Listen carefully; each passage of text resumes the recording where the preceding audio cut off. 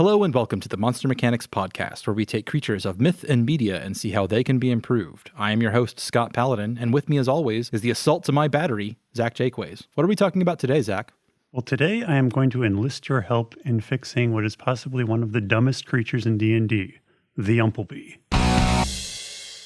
Okay, the Umpleby. That is a heck of a name.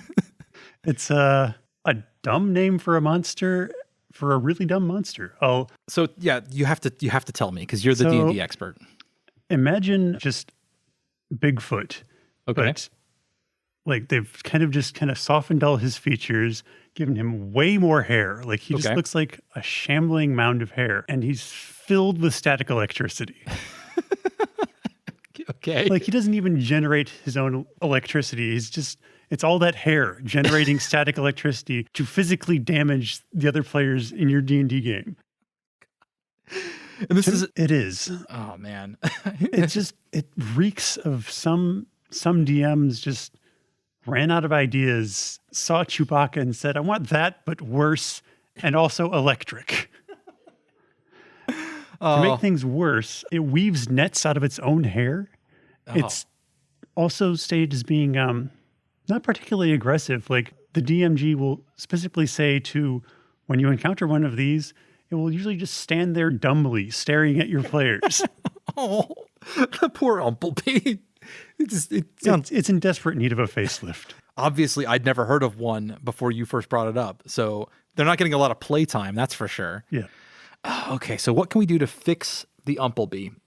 Okay, so it's a Yeti that's got electricity powers, and it weaves nets of its own hair. Yes. Do I remember correctly that it can also smell treasure? Is that correct?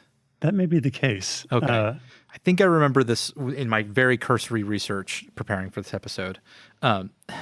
So I think it was sort of an enticement to get your players to interact with this non-violently. Which, admittedly, D&D has a big problem with all answers are violent answers. Well, that kind of goes back to the experience system, but that's a whole nother issue. If we want to get into the breaking down all of the things wrong with D&D, then we have to start a whole nother podcast because that's not what this is for. But we could do it. I think there might already be entire podcasts over that. Check out System Mastery on the One Shot Network if you need that. Okay. To stay on brand with ourselves, we need to make him a horror creature. I think we need to make people fear the Umpleby. Okay. I like the idea of making him fearsome while still maybe keeping kind of that passive nature, if we can manage that. Oh, for sure. I don't think we don't want to rob the Umpleby of his very nature, except as far as to say that we're going to make him cool, which I think part of his current nature is that he's just very much not. Yeah. We're going to remove that, and we're going to leave as much left of the Umpleby as possible. I like the idea that he makes nets out of his own hair. That's gross. And let's go where? Let's go there. All right. Maybe it doesn't just have to be his own hair. Oh, that wasn't where I was going to go, but I love it. Okay. I was going to think that he makes not just nets, but spider webs of hair. Oh, yeah. That he weaves together. Like is he arboreal? Is he? Yes, I believe he is typically supposed to be a forest dwelling creature. Okay, perfect. So he sort of stakes out his own little part of a forest and he just starts making ropes of hair that he strings between trees. Okay. And things get caught in it and then they get electrocuted. Maybe he can send electricity out through these nets. And in fact, if he's got electricity powers, he might have a fair amount of electricity sensing. This is a real thing that lots of creatures do, although very few land dwelling or air dwelling creatures. It's usually a water sense, because electricity moves through water much more easily than air. Sure. But there are lots of creatures out there that have, sharks, the duck-billed platypus, a lot of things have the ability to sense electrical impulses from the muscles and nervous systems of their prey. Interesting. So if the Umpleby has something along those lines, but he obviously can't sense it through air because air is such a good insulator, he has to have something else to sense it with. And I'm thinking that is his hair is more conductive than regular hair. And so when he makes these nets and webs of hair, when things step onto them, he knows because he can sense the disturbances of electricity coming through his nets. And he's the one who laid them out. So he knows where everything is. Okay. So sort of like the entrance to a trapdoor spider's. Oh yeah, totally. Layer. Yeah. And You mentioned that he may make stuff out of other people's hair. So I kind of like the idea. Well, yeah. Hate the idea, honestly. But yeah, maybe he harvests hair. Like maybe he doesn't actually have any of his own hair to start with. He collects hair from other creatures. Oh, that's so gross. I love it or puts it on his body somehow. And that's why it's covered in hair. It's like it just has this fetish for collecting hair or something. Yeah, we're doing that. That's great. Okay. That's so good. So in that case, like if you come across him and he doesn't know that you've got a lot of hair, or if you don't have a lot of hair, if you're a species that's bald or like a regular human with short hair, that's probably not enough to really interest him because he wants to have that long, glorious manes and stuff. And so you could still interact with him non-violently because you don't have anything he wants. But if he sees the long-haired member of your party take their helmet off and shake out that long, glorious mane, and he's going to stalk your party. Yeah, that flips a switch inside the Umpleby. He's going to shave you in your sleep. No, I don't think it can't be in your sleep. No, it's when your party sleeps and he tases you with his electricity powers, so you're awake, and then like all of your muscles have been locked up as he comes in and shaves your head. Did you see Iron Man 2? Yes. I'm picturing I forget the name of the Whiplash. Whiplash, yes. I'm picturing Whiplash, but with hair whips. Gross. You can imagine you and the rest of your party are walking through a forest, and you start to see these rope-like vines. They're like, some of them are just like laid out along the ground. Sure. And some of them are like hanging between trees and stuff. And you touch one and it doesn't do anything. And then, you start to get deeper into this section of the forest, and they get more and more thick, and more of the surfaces are covered with these hairs, these ropes, these vines that have been created. And you get back to the very center where have you seen a spider bloom? No, I haven't. What is that? Okay. I'm going to put some links in the show notes. Occasionally, when there's quite a glut of insects, some species of spiders will stop doing individual spider webs and start making one giant spider web that they all participate in. Interesting. And they can cover entire copses of trees and forests. Okay, I think I have seen something like that before. Huge amounts of spider I hadn't webs. heard it called the spider bloom before. It's entirely possible that my brain just made that up and attributed it to being a real thing. Well, if it's not, we'll have to do an episode on it later. So yeah, that may not be a real term, but it's a real thing where actual spiders just will take over. In fact, you'll be pleased to know that here where we live in North Texas, it can happen. Thanks. I hate it. Yeah. Tyler National Forest had one in 2007. Interesting. Yeah. But you get closer and closer to the center of the Umpleby's territory, and it starts to be like that, but with hairs and like ropes and vines that he's like collected until it just covers everything. At least some part of the landscape that's just covered in stolen hair. Covered in stolen hair is not a word I was expecting to be hearing today. And it's not a phrase I was expecting to be hearing today, I should say. And you might occasionally see a shaved deer running through the forest. So I also like the idea that maybe some aspect of the Umpleby allows it not so much to just steal the hair, but to transplant it. Yeah, so you've got this hair actually growing out of things rather than just being placed there. 100%. That's kind of where my brain was too. Yes. When he takes the hair off of another creature, hair tends to fall out when it reaches a certain length. Yeah. That's why short-furred creatures have short fur. They don't all have big, long, flowing manes that have to be shaved. And so he bypasses that when he plants it. Any kind of length of fur that he puts in, or hair that he puts into a surface, it will start to grow and get incredibly long. I love that. Yeah, that's lovely. When standard adventuring supplies start to include conditioner.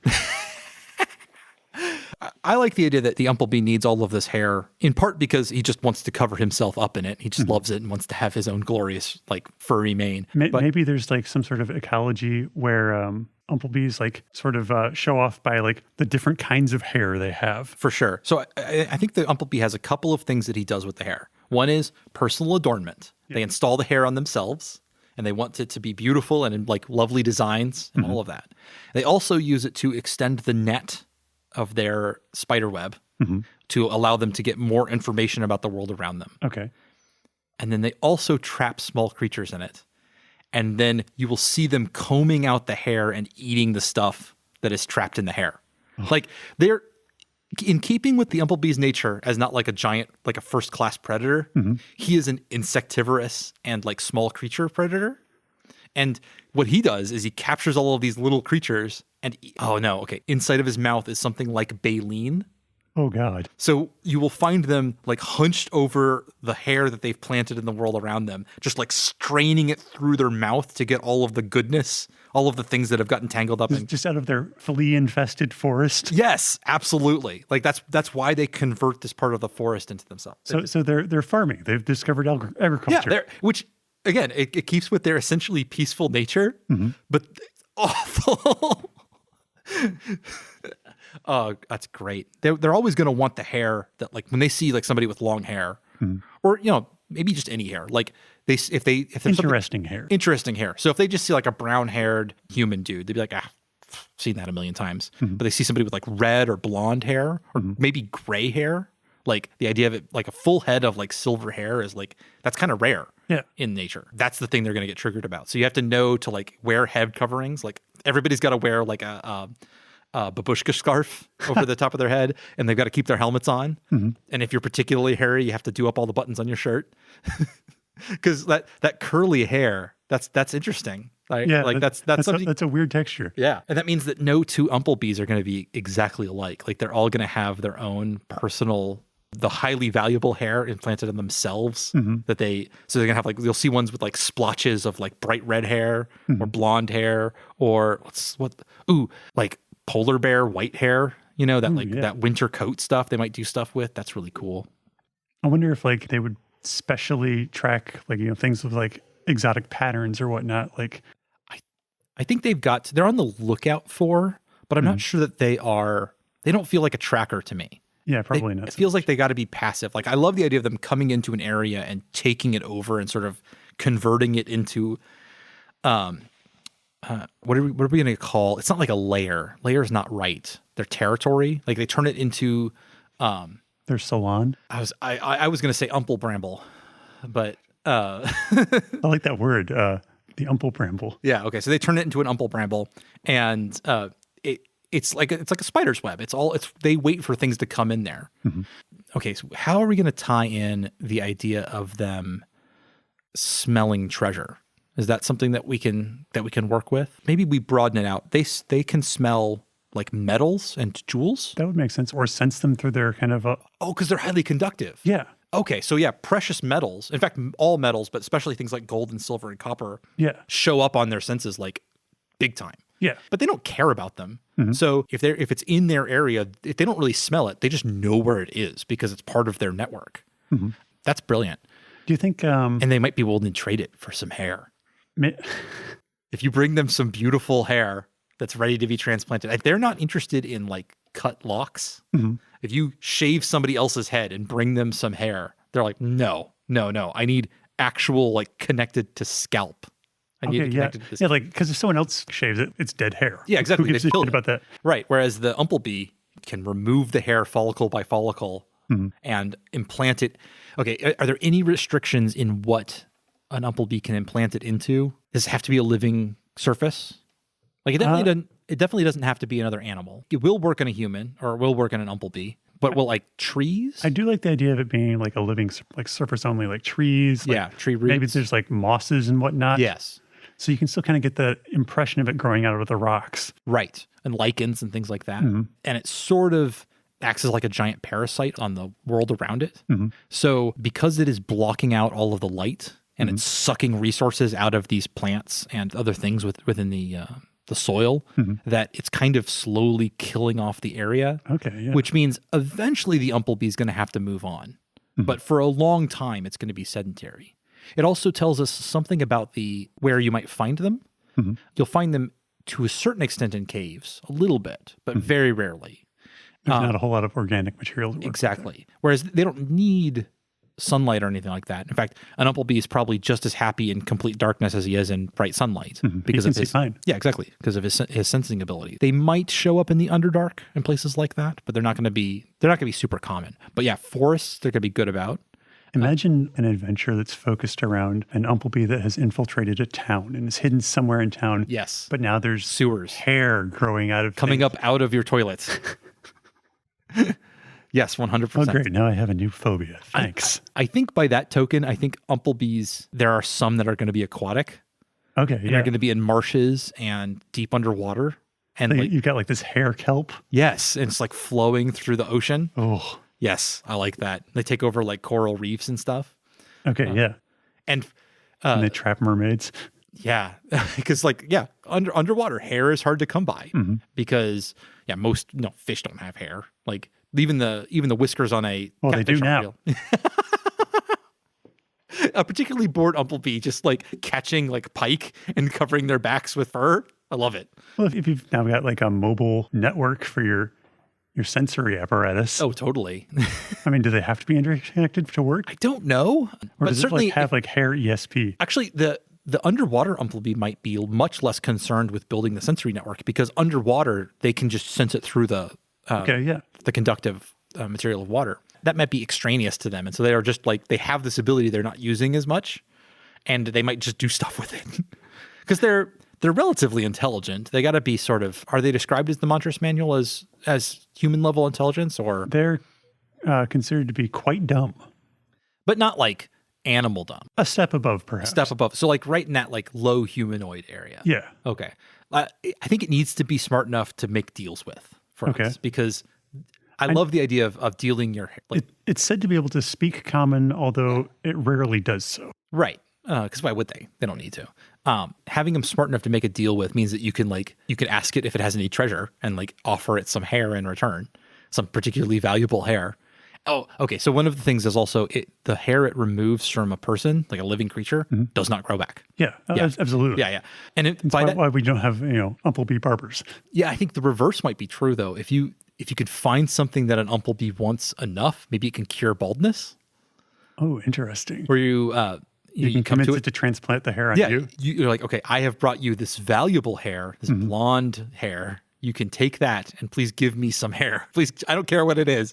The umplebee may have like a kind of a vague understanding of species. So it's like, you don't really know what you're going to get. Like it could be beaver fur, it could be deer fur. It's kind of it's a grab bag or whatever he had lying around. But bald men can be very desperate people. Oh, sure. And so somebody out there is going to be making that deal, like finding the umplebee. I love it. Along that line earlier, you said, talking about the aquatic umplebee and not necessarily needing to make that hair network. What if we had various subspecies of umplebee where they collect other kinds of quote unquote dead material that grows, like some that collect fingernails? Oh, God. God. Just I know it's a good idea, but I need a sec. I mean, I feel like that's like maybe like the darker subterranean species or whatever. Like it collects chitinous. Okay, so if you expand it to chitin or keratin, keratinous tissues, which I think chitin is part of, then it'll take exoskeletons off of bugs. Oh, there's no coming back from that. Yeah, which I mean, it doesn't care, but it'll do fingernails. It'll do some kinds of horn, or no. There's the outer surface covering of a lot of kinds of horns is a keratinous substance. So, that's awful. I like that maybe there's like maybe some mutant gene or something. Yeah. Or like some trigger flipped in this one particular umplebee. And so I think it's one that it's like a recessive gene or something like that, or a mutant or common mutation. And maybe this one's just like, instead of being kind of like the passive hunter or agricultural, like this thing is a hunter. I think it's a hunter out of desperation. Like it's not, because a normal umplebee gets all of the sustenance it needs by making this hair net. God, I didn't mean that to be a pun. Out of the hair web that it creates, the umpelbramble, and it has its baleen structures to strain through all of that and pull all the sustenance it needs. And you have one that can't do hair, but it can do other kinds of keratinous tissue. And so it has the same compulsion to make this thing, but that doesn't provide it with the same sustenance. Like it'll occasionally find like creatures stuck to the brain, like to the horns and things that it implants and cultivates, but it won't. Oh no, because it'll keep growing. So these will be like long fingernails. These won't be like regular fingernails. Oh yeah, they'll be long and sharp, like when the Guinness World Record longest fingernail people. Okay, yeah. So imagine instead of being covered in hair, it's just covered in like this scales, cloak of scales of fingernails. It has a crown of like goat's horns or whatever that just constantly kept growing and spiraling out. Oh God, this thing's a nightmare to look at. Yeah. Oh God. I almost can't engage with how awful this thing is. I guess if our new version of the Umpleby is like the standard version, this is the one where you need like a couple of extra combat ratings higher for when your party's a few levels above that. That's so gross. This one is the Grumpleby. The Grumpleby. Fuck. Okay. Yeah, so we've got the Umpleby and the Grumpleby. Yeah, which is awful. And I think because it doesn't have any of the qualities that other Umplebees like, because it's not able to build itself a beautiful mane and walking carpet, it is ugly and awful, and it gets shunned by all of them. And so it's super... it can't participate meaningfully with the society. It can't grow the hair forest to help harvest fleas or lice or whatever. And when they see it, they don't even see an Umpleby. Like, I kind of like the idea that Umplebees... but past the baby stage, like if one of them didn't have hair, they wouldn't recognize it as an Umpleby. Like they would, if you shaved one of them and then showed it to another one, they'd be like, "That's not an Umpleby. Like that's not because it doesn't have any hair." Oh, okay. Just to make them a little bit worse, they're described as like a yeti, like a man covered in hair. Okay, yeah, they're rail thin. Like they have their arms are pencil thin. Like and it's all hair. All the way in. Like if you went up to an Umpleby and put your hand on its chest, it would just sink in almost all the way to the back. There's just nothing in there, which explains why they can sustain themselves off such little nutrients as they get out of the Umplebramble. And they're just this walking, shambling. It's all hair. It's like Cousin It. In fact, Cousin It is an Umpleby. There we go. We have solved that mystery. That's what's underneath all of that. A nightmare. Hey, at least it's not a Grumpleby. At least. So the average Umpleby is mostly concerned with hair. It does sense metal. In fact, you can imagine if you are a fully armored, like full plate and mail fighter walking into an Umplebramble, you're going to light up like a Christmas tree to that thing. Do we still give him the electricity generation powers? Because that seems like it's an intricate nature to it. Yeah, that was kind of like the whole idea was that it was static electricity. Yes, I think we still give him some ability to do that. Okay. It may not just be static, although I like the idea that you get into an Umplebramble and there's just like a standing static field. Like the closer you get to the center, the more the hair is all standing out. Oh yeah, and your own hair, and like you can feel it crackling between the rings of your chainmail and stuff. That would definitely be a unique experience for your players. Yeah. It will give them a lot of tension, and then they're going to encounter the Umpleby, which is going to be awful. Yeah. But then it turns out it's not dangerous, which is sort of kind of release of tension. Yeah. I've never met a D&D group who wouldn't just immediately attack it. So you'd have to be a little bit careful about presenting it, because if it was at all threatening, they're just going to chop its head off. Yeah. But I like the idea of giving it, it doesn't need the electricity powers very much, but it's so intricately kind of caught up in the ability to sense and interact with electricity that I like the idea that it has at least some ability like that. When you attack it, that's how it defends itself, is it generates some amount of electricity, and you can maybe send those attacks out through the Umplebramble. Oh, I like that. It's not coming directly from it. The thing you're standing on might be attacking you, and if you're wearing conductive armor, then there's no defense against it. Like it doesn't even need an attack roll; it just hits you.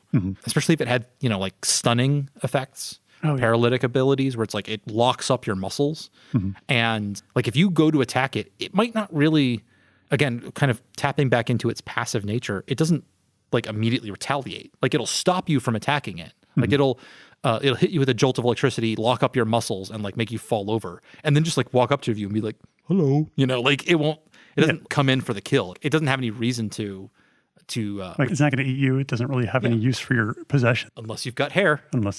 And so it might be it just disables you and then goes over. It's like, oh, look at this, and just starts removing it. Okay, so we haven't talked at all about how it actually goes about the removal. We've used the word shave, which is definitely not true. Yeah. Does it just tug on it? Or... Well, I mean, if it's got kind of like this electrical ability, like we could kind of go with like the electrolysis route. Oh, I think it's got, to do the actual removal and transplanting, it has to use the structures in its mouth. So it's just going to scrape it off your head with its... Yeah, you're going to feel that comb structure over your scalp as it gathers up all of the hair follicle. And it probably has to make several passes to do it. It's going to take a little while, and it just holds all of it in its mouth the whole time.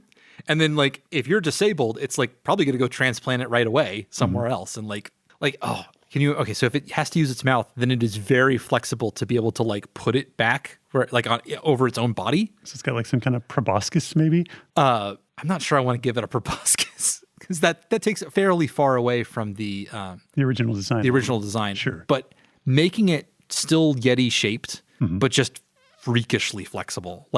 It can curl itself into a ball. Okay. Because its head, it's except for the back of its own head, it can get its mouth just about wherever it needs to.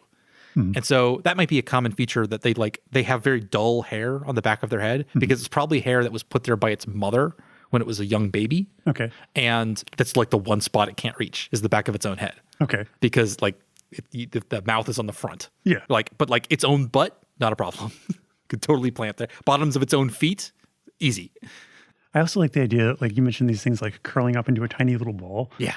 I love the idea that a sleeping Umpleby just looks like a sea urchin of hair. Oh yeah, totally. It's just curled in on itself and you just see this koosh ball of hair. Yeah, it's just a ball of just, I was going to say matted, but no, it probably takes brilliant care of itself. Oh yeah, I imagine. It's lavishly combed and all shiny and lush. And if it's electrified, it's all just kind of standing out just a little bit. Yeah, yeah. Or they might be, you get to the center of the bramble and there's all these ropes of hair braided and bound together and making this huge nest. And then it might be, if it's relaxing, it might be stretched out amongst them. And you could just see the hair falling in these, because even the hair on its hands is going to be feet long. Oh yeah. So it's this huge shaggy mound. In fact, I'll put it in the show notes. A lot of technological demonstrations for 3D graphics will be here's a person covered in hair dancing, and it looks amazing. This is probably what an Umpleby looks like. Oh yeah. And we talked about its mouth, but I'm going to assume it doesn't have eyes really, or very underdeveloped ones. Probably underdeveloped. Yeah, it's covered in hair. Yeah. It mostly relies on its electrical senses. So it's got an underdeveloped sense of sight and of smell probably. It may be pretty good at hearing though. Based off of kind of the way we've described it as sort of an not ambush predator, but its awareness around it is mostly related to this electrical field, but being able to hear the vibrations in the air probably pretty useful as well, and wouldn't be as interfered with by being covered in a giant mat of hair because sound can still kind of get in there. Wouldn't be muffled too bad. It could sense the vibrations in the hair. It doesn't have ears. The hair itself is all one giant ear. It's all just a giant inner ear. Yeah. Well, there we go. That's easy then. So they might not like being touched because it's like somebody tapping on your eardrum. Oh yeah. That could be a taboo for them, or it's just something they really can't handle. It's too much sensory input for them. Okay, yeah. Going back a moment to the sleeping in a ball. I mean, I guess maybe the obvious thing would be for them to sleep in a hammock. I like the idea when they get to proper sleeping, it's ball on the ground. Pull themselves to be as small as possible because they're vulnerable while actually asleep.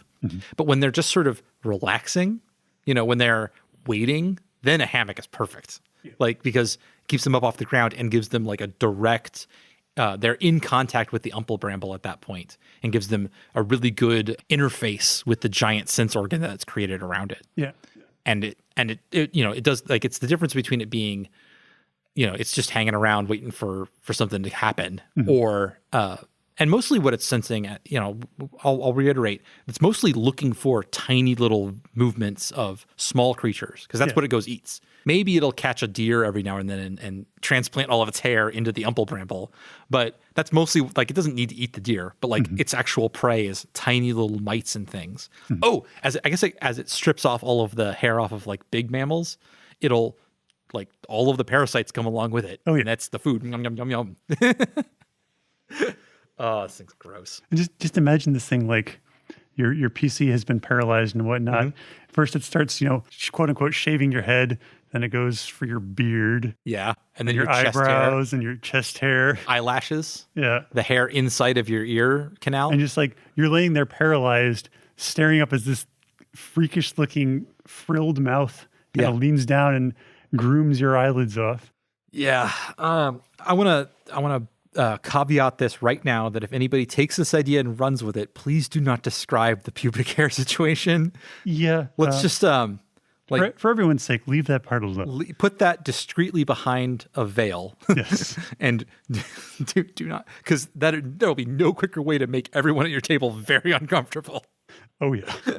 So I think under normal circumstances, an Umpleby would only harvest all of your hair if it's like desperate to keep, like if it's in that early setup stage of creating an Umplebramble. If it already has a well-established one, then like getting the tiny little white arm hairs off a human is probably not worth the effort. Oh yeah, it's probably grow really slow anyways. Yes, so. and it's a very low follicle per square inch. It's just not really worth the effort. But a new Umpleby, or an Umpleby who's recently been forced to change where their Umplebramble was because they killed all of the plant life and they can no longer keep their Umplebramble alive, will definitely be like more quote unquote dangerous. Like I still don't think it's going to kill anybody, but leaving as essentially it giving you alopecia, because it needs your hair for it, and not just you, but any like pack animals that you have along. Yeah. So your donkeys and horses and like your ranger pets and stuff. God. I have to imagine if it could get a hold of a bird, it's probably going to be able to do the feathers too. That'd be a really interesting, but I mean, they're probably like kind of dumb and slow moving. Yeah. So it's going to be rare for you to see them with feathers. That's what I'm thinking. Like they're just not going to catch birds very often. And also like most of the birds that would get caught in they'd have to get caught in the Umplebramble. Like it wouldn't just be like, oh, they're there and it catches them. It's way too slow to do that. But like if a songbird got itself tangled in the hair and it came over to be like, oh, delicious. And it would just take all of the feathers, which is as much of a death sentence as a bird can have. Yeah. But then you might see a little patch of feathers appear on its chest or something, or on its shoulders. Maybe one Umpleby has caught a peacock. Yeah. In fact, that is, if you want to make a deal with an Umpleby, in fact, if you want to make sure you're like, can always deal your way out of an encounter, like even if it wants your hair, if you've got a bird, like even just a chicken or a turkey or something relatively mundane, or a goose, you could be like, no, leave us alone and we will give you this. And you could describe the Umpleby like reacting incredibly. Ooh, I wonder how does it move? Like you can't see its face. So how does it express emotion? Talk about it like shivering in anticipation. And like, yeah, they might have a very expressive body language. You could describe it being like incredibly excited about the goose. You could like describe like almost like shock waves of electrical impulses, like low-grade electrical impulses going through the environment. Yeah, and like feeling it in the air as the static electricity gets like heavier and heavier to the point where like as you move, like your own hair just starts standing up on end. Like you're touching a Tesla coil. Yeah, and and you like as you move around, you can actually feel the like little shocks of electricity moving between your clothes and your body. If you've ever been in like a particularly staticky electricity environment, like putting on a jacket is enough sometimes, and it's like beyond that. That'd be brilliant. And then imagine it taking all of those goose feathers and then giving you back the goose. Thanks. What? Yeah, just a bald goose. So going back to sort of like integrating these into the world that they live in, I kind of like the idea that maybe there's like an idiom with like how these Umplebys can sense and detect metals. Yes. And there's sort of like an idiom or saying, have you ever met a successful miner who wasn't bald? Okay. Like they're making deals with the Umplebys. Yeah. Just for everything. To like check a mine or like find mineral rich areas. Yeah, exactly. You have to go deal with the Umplebys, and just every time you do, you run a chance of like getting that one who's just going to completely shave you. Yeah. Or I mean, you got to make some deal like this. But I'm also thinking just like, even if most of the time you're going to be talking to every Umpleby and they maybe just will talk to you, like they don't particularly care about the minerals and stuff. So, but even every time you meet an Umpleby, you run into that chance of running into one who's just setting up his Umplebramble. And that can be a real problem. Oh, yeah. If oh, I need that hair. Let me just shock you for a minute. And then it just completely shaves you. And then it's like, oh, by the way, what did you want? Yeah. But you're like completely bald now, just from head to toe. Or like they did, like maybe like they didn't really have any understanding of the value of minerals until someone brought them a chicken for it. Yes. Oh, yeah. It means nothing to them, but they know that they may know that they can bargain for it. Yeah. Which is very good. Yeah, for sure. Because chicken, very valuable. What if they caught one of those fuzzy caterpillars that like has the poisonous like spines? Oh, God. Oh, that's cool. There's a bunch of species that do that. Yeah. Or, oh man, what is moth fur when it's like feet long? Probably really soft. That's got to be really soft. What else? What other weird hair-like structures could it get? Oh, okay. So what if you brought it something like furniture that you could get it to implant hair on, like as upholstery? It has to be living in a way, but that means that means plants, right? Sure.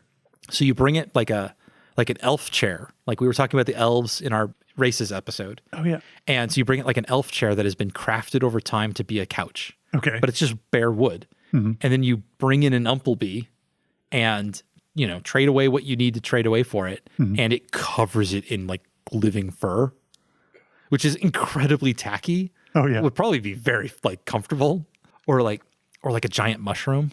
Ooh, we were talking about the keratinous materials. That maybe that's the Underdark one is the mushrooms. Okay, yeah. Because mushrooms are keratin. And so you have like this shambling creature just covered in fungus. Fungal monstrosity. Yeah, fungus is great. I love that. Oh, I love the idea that it releases a spore cloud that crackles with electricity.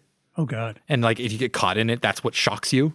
That's great. I like that. Yeah, that's amazing. Oh yeah, and you can like imagine it like if you're kind of torn apart a mushroom, it's all very strandy. Like it breaks down into these like fibers. So you can imagine it taking apart mushrooms and making these long web-like structures out of them. Sure, yeah. They'll be, that slightly dry, slightly wet consistency to them. Yeah, that's awesome. In fact, regular Umplebys, not even the Underdark ones, are going to have some association with funguses. They're going to like funguses because not only will they maybe have some ability to interact with them, funguses live off decay. Okay. And so as an Umplebee's Umplebramble is killing an area off, the funguses and the mushrooms are going to move in to eat all of that stuff that is rotting underneath all of this hair. And so you might see mushrooms, if they're in a particularly advanced stage of Umplebrambleness, you'll see mushrooms starting to pop up through the fruiting bodies will come up through the hair and stuff, or not come up, but just like push it up and then get covered in hair. Because of course the Umplebee is going to like cover that with hair too. That'd be cool. I wonder if an Umplebee leaves the area, does it take all of its hair with it or does it leave it? Maybe could we say like the hair can only be transplanted once or? I think it's got it. Now I like the idea that because we have the cure for baldness thing. Sure. So the idea that it can move the hair around if it needs, but it can't. Maybe it leaves some of the hair.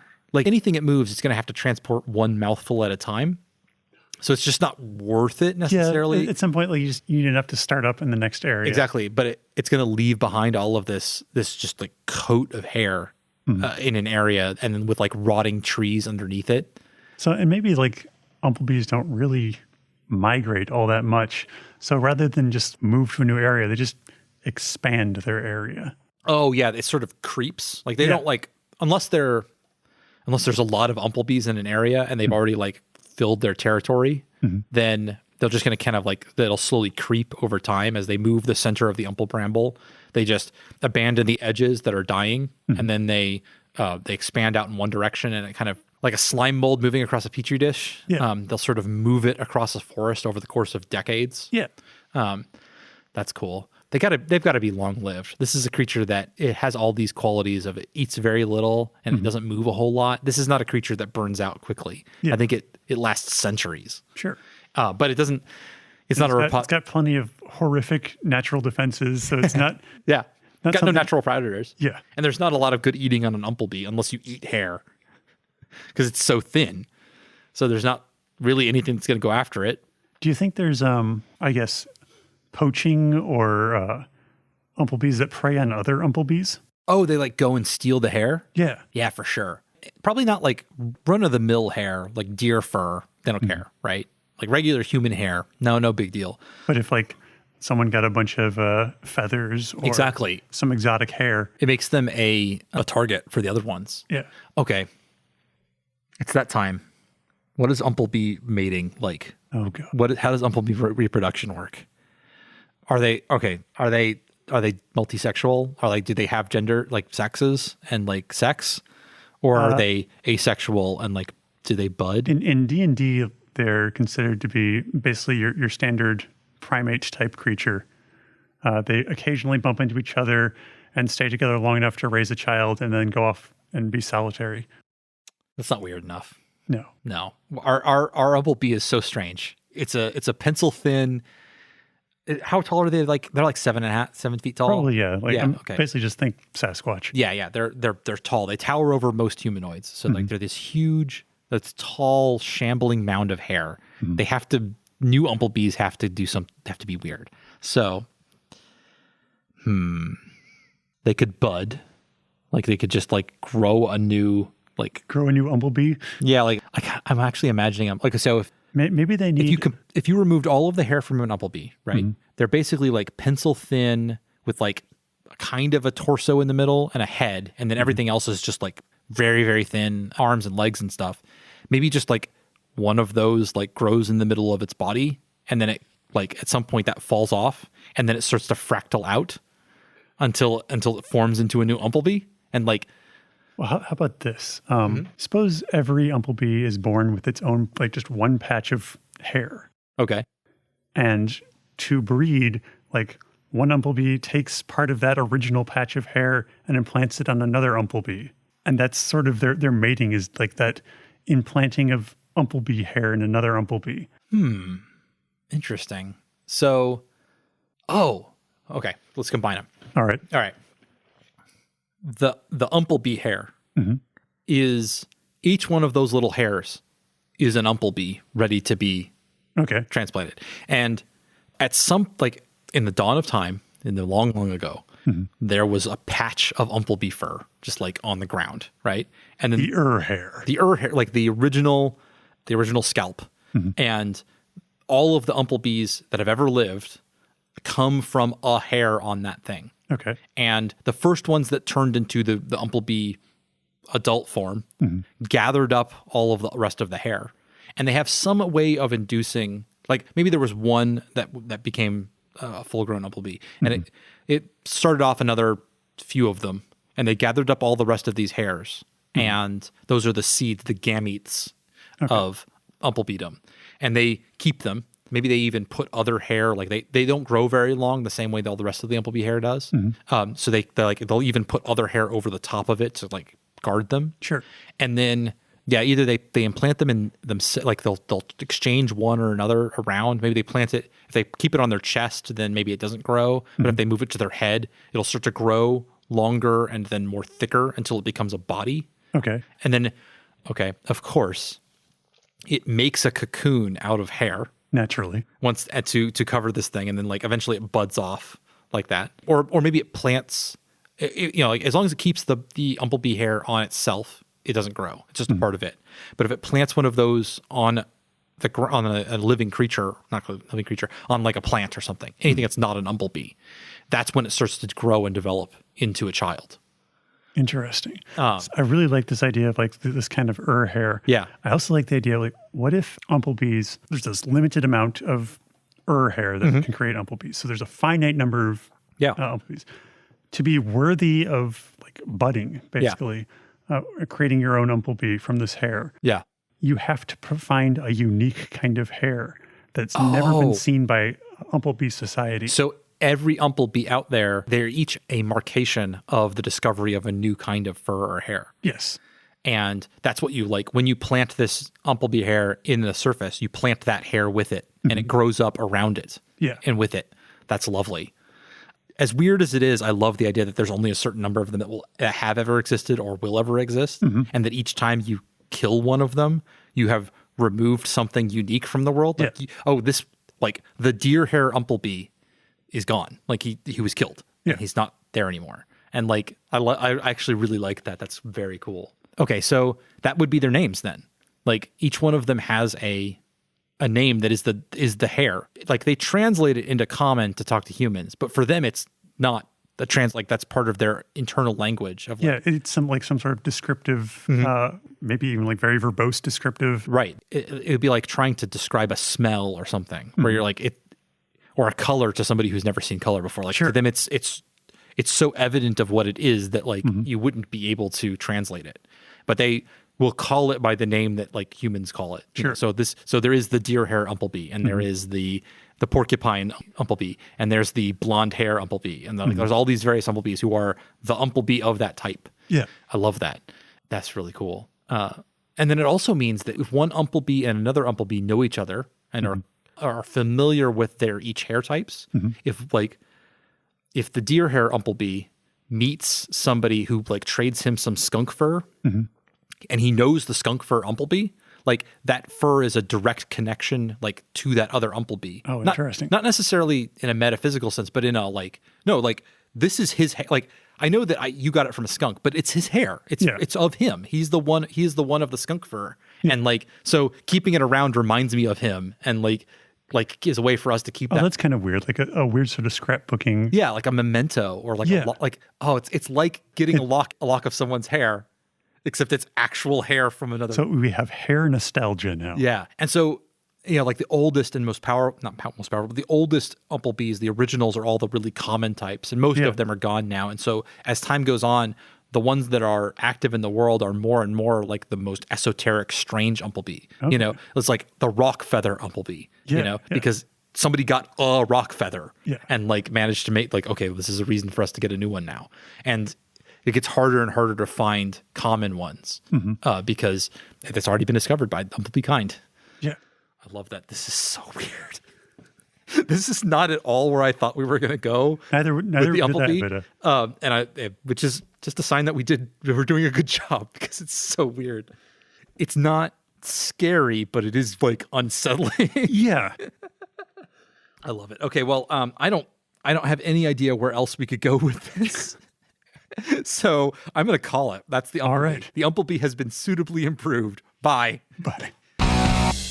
Thank you for joining us for this episode of Monster Mechanics. You can find links and show notes at our website, monsterpod.org, or if you'd like to support us, head on over to patreon.com/monsterpod. We can be found on Twitter at monstermpod, or you can email us at monstermechanicspodcast@gmail.com. We'd love to hear your feedback. Monster Mechanics is produced and edited by Scott Paladin. This episode was hosted by Scott Paladin and Zach Jaquays. All of the ideas produced during this podcast are released under a do what the f*** you want public license.